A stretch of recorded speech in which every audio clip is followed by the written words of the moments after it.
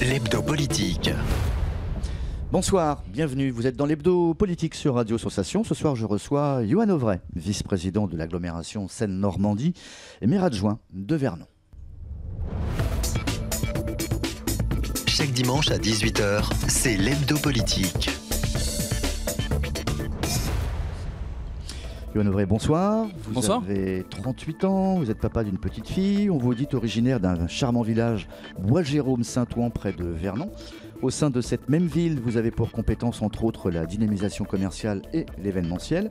Vous avez aussi eu la charge de vice-président de la commission Affaires Générales, Ressources Humaines et Emploi, membre entre autres de la commission Sport et Jeunesse. Vous êtes encarté depuis 2006 dans la politique et vous étiez jusqu'à cet été l'un des délégués des Républicains pour la 5e circonscription de l'Eure, parti où vous exerciez, je parle au passé, on y reviendra tout à l'heure, les fonctions de secrétaire adjoint. Au cœur de votre vie professionnelle, beaucoup de hauteur de vue puisque vous êtes steward sur Air France et un peu plus près du gazon, vous êtes le nouveau président du club de foot de Gagny. On va dresser votre portrait dans quelques instants. L'hebdo politique sur Sensation Normandie.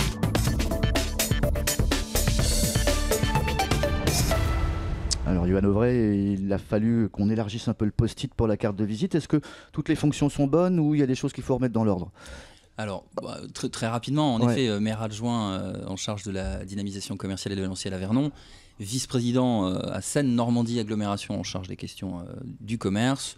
Vous avez tout dit sur le foot, en effet, steward chez Air France. Sur la partie Les Républicains, c'est tout d'abord délégué de la 5e circonscription pendant 2 à 3 ans, et ensuite secrétaire départemental adjoint Les Républicains pendant 1 an ou 2. D'accord. Alors Yohann Auvray, on a réussi à dresser un portrait de vous, mais on n'a rien trouvé de négatif. Donc lorsqu'on regarde un peu la presse, lorsqu'on se renseigne auprès des élus, qu'ils soient de la majorité ou de l'opposition, on vous donne des titres plutôt ronflants: adjoint arrondisseur d'angle, engagé, survolté parfois, adjoint des commerçants, ou alors élu le plus sympa de Vernon. Alors c'est plutôt embêtant, puisque tout le monde vous aime, ou est-ce que c'est trompeur ? Écoutez, vous avez interrogé un certain nombre de personnes, vous avez récolté quelques informations, j'ai envie de vous dire que c'est certainement vrai. Après, il y a des adjectifs, en effet, survolté, oui, j'ai beaucoup d'énergie, je suis un élu de terrain, j'adore être au contact des gens, et mes délégations, ces délégations où on est sans cesse en mouvement avec beaucoup de bruit, donc en effet, puis voilà, je suis plutôt... j'ai plutôt, on va dire, un leadership naturel. J'aime emmener les gens, j'aime construire, rassembler. Donc oui, en effet, j'ai certainement certains défauts, mais ils les ont pas encore vus. Donc tout le monde vous aime alors ? J'irai pas jusque-là, on va pas se mentir. Et à la limite, c'est pas le sujet. Nous, on est là, en tout cas, enfin moi, je me suis engagé pour faire avancer la ville, l'agglo, et dans les différents engagements dans lesquels je suis, c'est toujours pour apporter un peu ma pierre à l'édifice et donner le meilleur de moi-même, donc à 200%. Alors, niveau politique, on vous dit plutôt défenseur d'une vision d'une droite moderne, de proximité, qui doit également se renouveler. On vous sait vous savez, on ne sait pas si c'est on vous savez ou on sait que vous êtes pro-Le Maire, proche de Sébastien Lecornu. Alors vous me direz si c'est toujours exact. Et on vous sent plutôt loin actuellement du clan Vauquiez. Alors la droite, c'est la question brutale, mais on la pose à chaque fois. Est-ce que c'est mort ou est-ce que ça bouge encore, en tout cas sur Vernon et dans le département de l'Eure en général ? Alors, il faut remettre les choses dans le contexte. En effet, j'ai été responsable de la campagne de M. Bruno Le Maire sur le département de l'Eure. Il a été le président de la fédération Les Républicains. M. Lecornu était le secrétaire départemental. Donc, bien évidemment, nous avons travaillé ensemble. Donc, moi, j'ai de l'amitié pour ces deux hommes-là. C'est des hommes qui ont fait beaucoup de choses pour ce territoire et qui continuent à en faire. Ils ont fait des choix politiques et personnels qui sont les leurs. Moi, je reste républicain.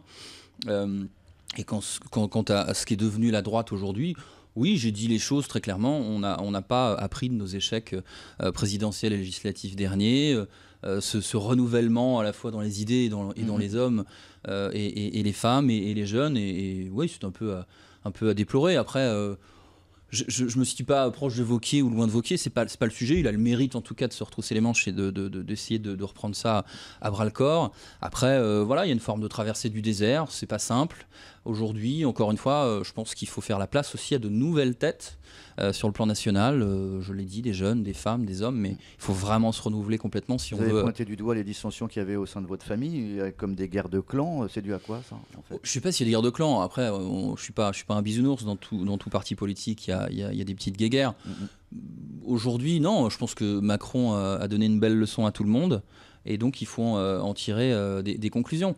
Et en effet, aujourd'hui, j'ai l'impression que l'ensemble des courants au sein des Républicains ont du mal à exister ou à coexister ou à vivre ensemble. Donc il y a beaucoup de travail. Après, vous savez, 2018 est une année particulière, sans élection. Donc on va essayer de raccrocher un peu les gens pour qu'ils s'intéressent aux européennes, une élection très importante. Puis les municipales vont venir très vite, mais ce chamboulement qu'a provoqué Macron, c'est quand même un petit peu inédit. Et on parle des Républicains, mais quand on voit l'état du Parti Socialiste, on n'en est pas là non plus. D'accord. Vous disiez à une époque que votre parti n'avait pas besoin de leader ou de chef pour avancer, en tout cas pour faire le job, c'est une de vos phrases. Aujourd'hui, c'est qui le chef dans le département? C'est Guy Lefranc? Alors, quand je dis il n'y a pas besoin d'un chef automatiquement, c'est-à-dire qu'on n'est pas obligé de se retrouver dans le leader national pour au quotidien partager des idées et des valeurs. Donc, c'est ce que j'ai voulu dire. Aujourd'hui, là, il n'y a plus de leader dans le département non plus. Aujourd'hui, non, il n'y a pas. En effet, il n'y a pas de leader, si vous voulez, républicain aujourd'hui. Vous avez des élections dans un mois. Monsieur Lefranc, je crois, s'est porté candidat. Vous aurez des élections des délégués de circonscription, des conseillers nationaux et autres. Encore une fois, moi je respecte l'engagement. Il a le mérite d'y aller. Voilà, mais il y a du boulot, oui, en effet. En face du docteur Lefranc, il n'y a personne? À l'heure actuelle, à ma connaissance, je n'ai pas l'impression. Mais encore une fois, c'est difficile l'engagement. Et ceux qui vont y aller, j'espère qu'ils y vont vraiment par conviction. Pour avoir envie vraiment de changer les choses plus que de prendre un poste pour prendre un poste, parce qu'on va pas se mentir, prendre un poste aujourd'hui républicain, c'est très facile. C'est très facile puisque personne ne veut y aller, on va pas se mentir.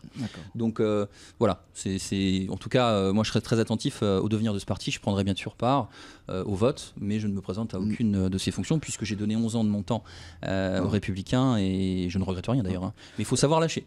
Le monde politique que vous jugez violent, dur et provocateur, entre autres d'isolement, est-ce que ce monde-là peut encore vous apporter équilibre et bien-être personnel? Ou à l'approche de la quarantaine, vous aspirez à d'autres ambitions plus sereines? Vous savez que vous avez un travail qui est très prenant. Est-ce que la politique, justement, ne vient pas gangréner cette espèce d'équilibre? Concrètement, encore une fois, je savais où je mettais les pieds. Mais il est évident que les choix que j'ai fait cette année en lâchant mes fonctions de secrétaire départemental adjoint des Républicains et prenant un club de foot, c'est un vrai message. C'est que j'ai voulu me recentrer sur de l'associatif, sur un projet sportif, un projet social. Après, la politique, moi je suis passionné par la politique, j'adore la politique, donc je ferai toujours entre guillemets de la politique. Après, moi j'ai pas de plan de carrière, j'ai la chance d'être dans une dynamique qui est très importante, grâce notamment à Sébastien Lecornu, qui fait que des opportunités, des combats, il y en a beaucoup à amener. Donc moi, je ne m'interdis rien, mais la politique, c'est pas ma vie. J'ai un métier passionnant. Je suis entre Pointe-à-Pitre et Mexico le mois prochain. J'ai la chance d'avoir une fille extraordinaire, donc j'ai envie de bien m'en occuper aussi. Et puis j'ai mes délégations passionnantes qui sont l'événementiel et le commerce. Donc ce qui me fait, on va dire, tenir quand j'ai dit ces mots-là, c'est juste, moi ce que j'aime, c'est un événement qui est réussi avec des gens qui sourient, des familles qui viennent s'amuser. Et là je me dis, ça vaut le coup. Ça vaut le coup parfois de prendre quelques coups. Donc entre Pointe-à-Pitre et Mexico, mais entre Gagny et Bois-Jérôme, en parlant d'ambition, 2020, certains vous prêtent peut-être à tort des intentions sur Gagny pour les prochaines municipales?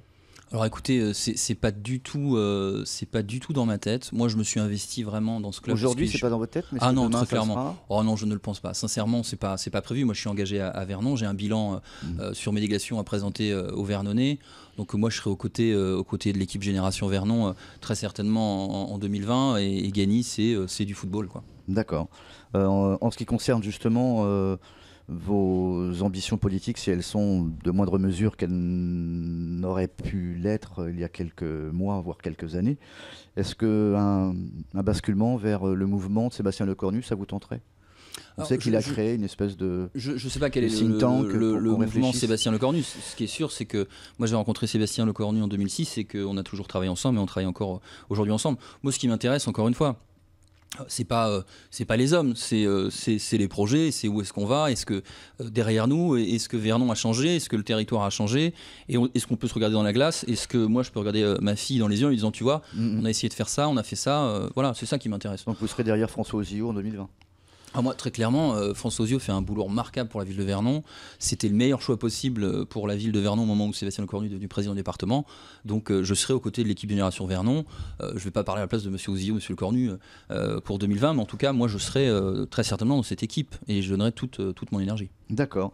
On revient sur un sujet qui a fait l'actualité il y a quelques jours. Ça continue encore à parler dans les chaumières. Après le Conseil d'État, c'est le tribunal administratif de Rouen qui a à son tour rejeté l'arrêté du préfet qui autorisait le départ de Saint-Aubin-sur-Gaillon de la communauté Eure-Madricène vers la vôtre, vers Seine-Normandie-Agglo. On a reçu du reste le préfet qui nous en avait parlé il y a quelques mois. Alors c'est quoi le problème? C'est une implication un peu trop politisée, disent certains, de Sébastien Lecornu, voire une implication un peu trop intéressée où le préfet s'est planté, quoi. Alors, moi, je vais être très honnête avec vous. Ou c'est pas intéressant d'avoir Saint-Aubin-sur-Gaillon dans l'agglo? À mon sens, ouais. Faut reprendre les choses dans leur contexte.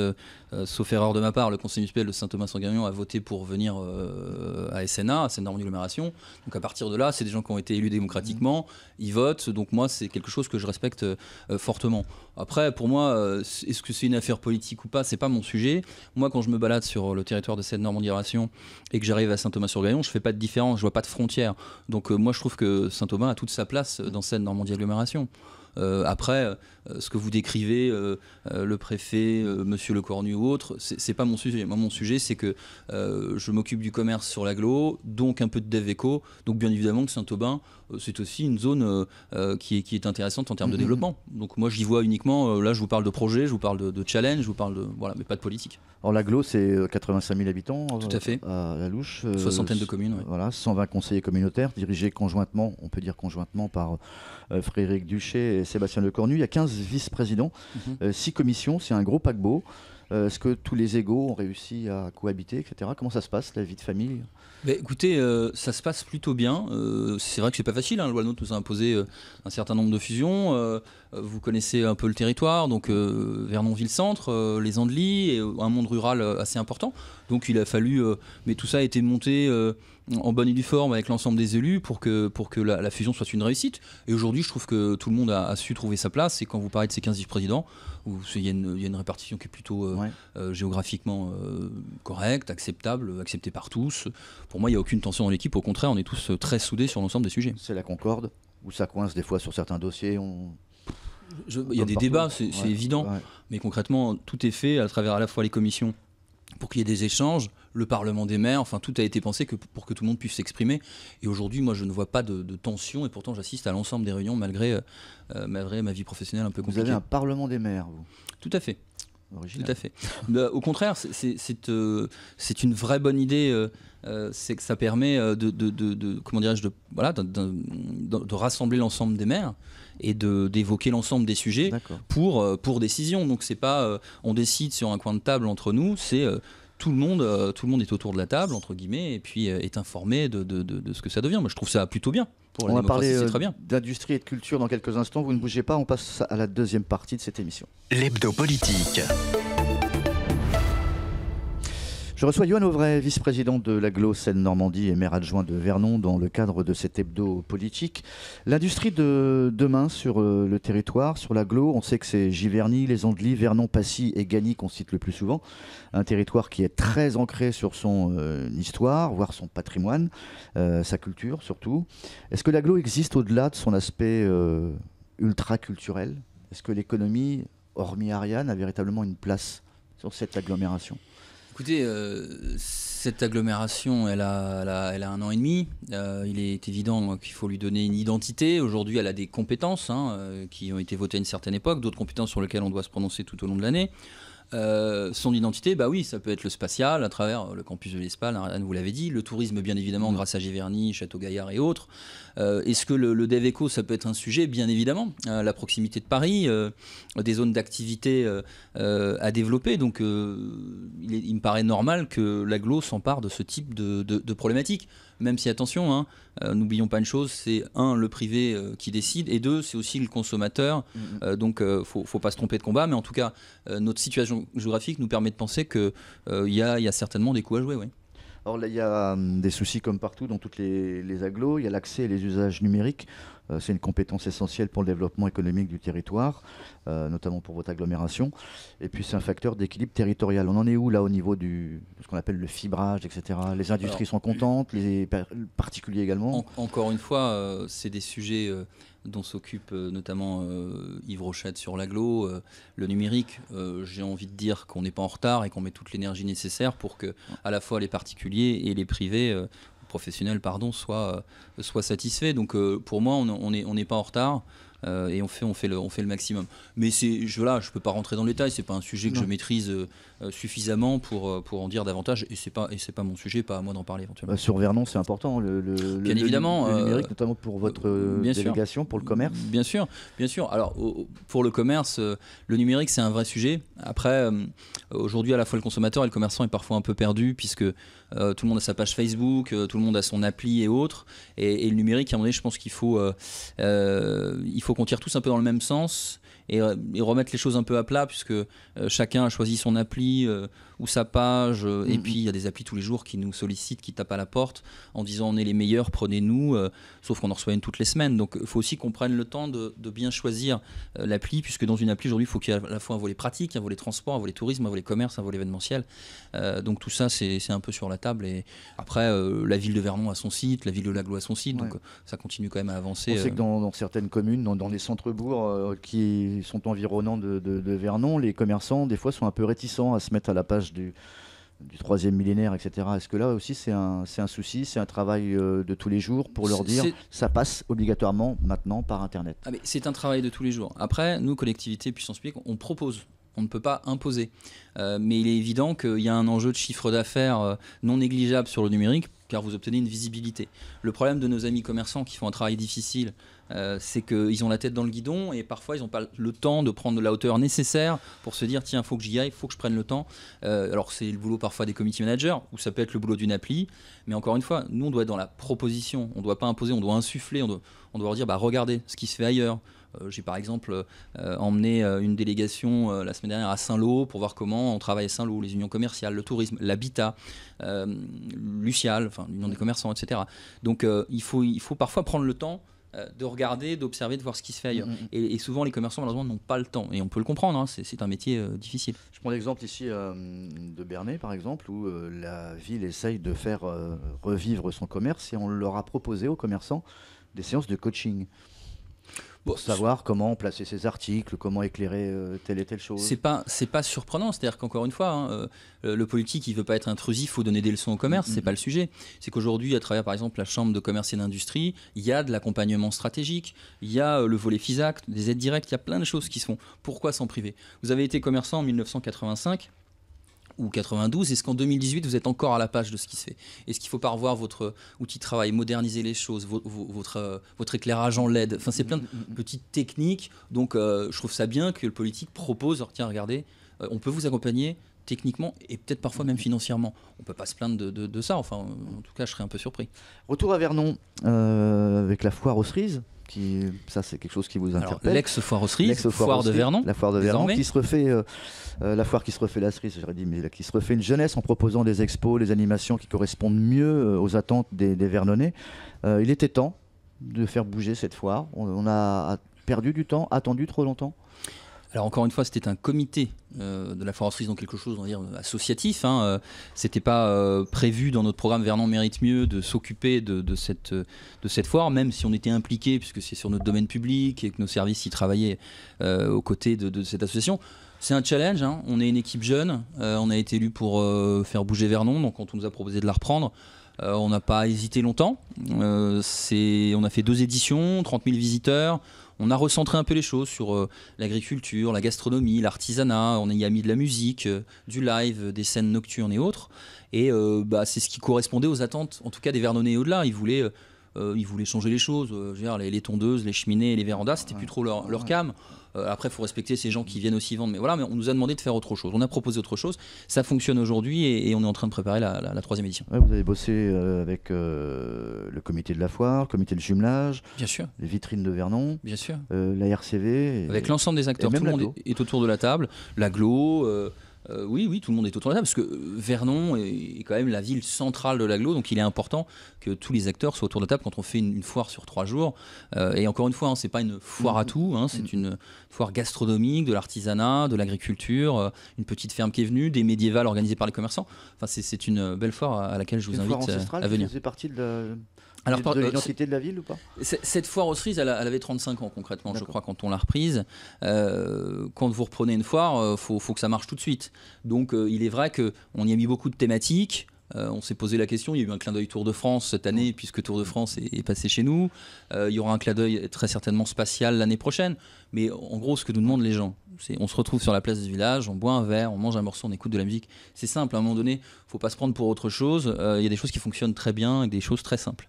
La foire n'a pas comme thème principal le commerce et obliger les gens à acheter, quoi. Concrètement, vous savez, moi j'essaie de convaincre d'année en année nos amis commerçants qu'il faut être ouvert pendant cette foire. C'est important puisque le centre-ville est piéton et que concrètement peut-être que cette personne qui va se balader sur les ventes ne va peut-être pas acheter le jour J, mais elle découvre une boutique que je connaissais pas, la prochaine fois je viendrai, ou un achat impulsif. Voilà, donc sur un événementiel, il faut vraiment que nos commerçants soient ouverts, c'est très important et partout. Il faut montrer l'exemple, on ne peut pas gagner à tous les coups. Alors, remettre de la dynamique dans le commerce, notamment à Vernon, c'est un sujet souvent à polémique. Alors j'ai fouillé un peu dans les derniers conseils municipaux, etc. On s'est un peu, pas étripé, mais on s'est fortement invectivé sur la dernière taxe, une taxe sur les friches commerciales, alors que vous aviez, je crois, dans le même temps, mis en place une dizaine de dispositifs pour donner de la dynamique au centre-ville, qui souffre peut-être d'une mauvaise image actuellement. Alors, pas du tout. Est-ce que l'opposition fait de l'opposition parce que c'est un jeu politique? Alors, j'ai envie de vous dire, elle fait de la politique politicienne très certainement, elle connaît très mal son centre-ville. Alors c'est quoi la taxe sur les friches? Alors il n'y a pas eu d'étripement, quoi que ce soit sur cette taxe, puisque c'est très simple. C'est des choses qui marchent dans plein de villes, ça a été fait à Poissy par exemple. Quand vous avez des porteurs de projets qui viennent rencontrer un propriétaire, et que ce propriétaire ne veut pas baisser le loyer une fois, un deuxième porteur de projet, ainsi de suite, et que cette case, ce local est vide depuis 4 ans, à un moment donné, on dit au propriétaire, tu n'es pas de bonne foi. La vacance commerciale, c'est quelque chose d'important. On a quand même le seuil, 8,7 le plus faible du département, quelque chose qu'il faut quand même rappeler. Donc on a instauré cette taxe, en gros. C'est 10% de votre taxe foncière en plus, 15% la deuxième année, 20% la troisième année, parce qu'on vous incite à louer votre local. Donc baissez votre loyer.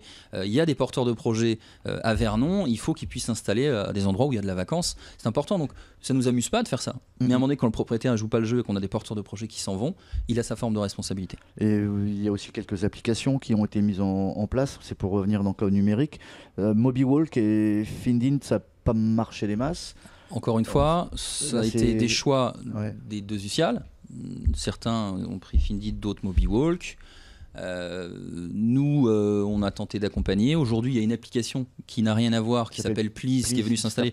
Mais c'est un espèce de livreur de restauration qu'on a un peu poussé. Mais encore une fois, c'est du privé. Donc nous, on propose. Après, les commerçants s'en emparent ou pas. Donc je rappelle juste vite fait, parce que vous parlez de plusieurs dispositifs. Dans la ville de Vernon, on a fait un plan lumière, un plan FISAC, on a fait un plan fontaine, on a remis les fontaines en marche. Voilà, on est monté en gamme en termes d'événementiel et autres.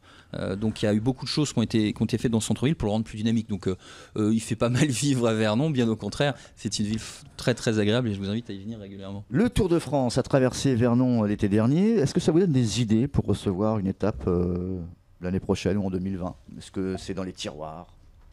Concrètement, faut dire les choses. C'est Sébastien Lecornu qui se bat depuis son arrivée pour que le Tour de France puisse partir de Vernon ou arriver à Vernon. Et on a su montrer, comment dirais-je, en juillet, qu'on était capable. Monsieur Prudhomme est venu. Tout le département, sur tout le passage, il y avait des couleurs partout. Tout le monde s'est mis autour de la table. Le département, l'agglo, la ville, les commerçants et autres. Donc bien évidemment que c'est un souhait de l'équipe municipale en place de pouvoir accueillir ce Tour de France. C'est une vraie plus-value, c'est 190 pays, c'est des millions de gens qui regardent ça dans le monde, donc mettre Vernon en lumière, c'est bien sûr notre objectif. Alors on va parler de Gagny maintenant. On a appris récemment que vous aviez pris la tête d'un club de football. Qu'est-ce qui vous a pris? Qu'est-ce qui m'a pris? Je suis un passionné de foot déjà, un grand passionné de foot. J'y ai joué une quinzaine d'années, j'y ai été un petit peu coach, j'ai encadré quelques jeunes. Vous renvoyez l'ascenseur quoi, en gros. Ça me paraissait naturel, on me sollicitait depuis 1 an ou 2 en me disant ça serait bien, tu devrais, pourquoi pas. J'avais encore des contacts en interne et des amis qui jouent.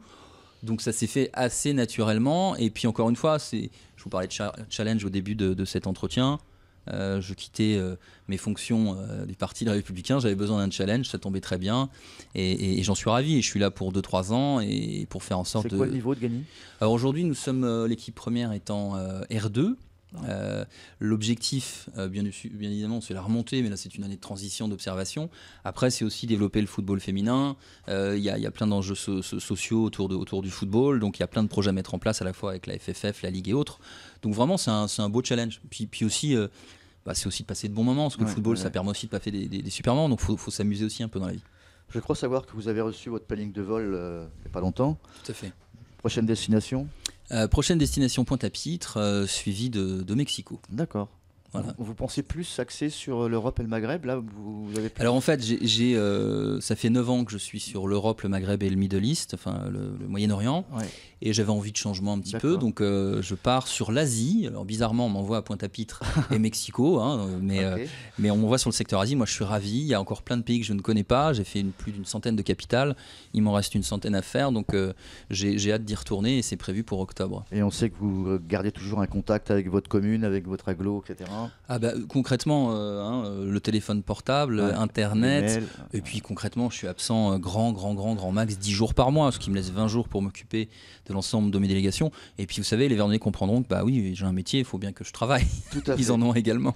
Merci Yoann Auvray d'avoir accepté notre invitation. On va vous souhaiter le meilleur pour vos aventures et puis bon vol. On vous rappelle également que vous pouvez retrouver cet hebdo politique en podcast son et vidéo sur notre site www.radiosensation.fr. Bonsoir. Merci. Chaque dimanche à 18h, c'est l'hebdo politique.